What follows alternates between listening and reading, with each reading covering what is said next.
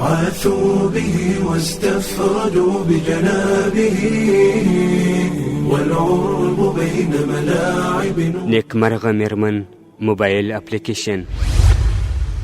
مسلمان خوري الله تعالی ستا د ژوند او حجاب ارزښت په قرآن کې بیان کړي. ستا دین اسلام ستا د حجاب او عزت خیال کړي او ستا ژوند یې په پرده او عزت کې غوښتی.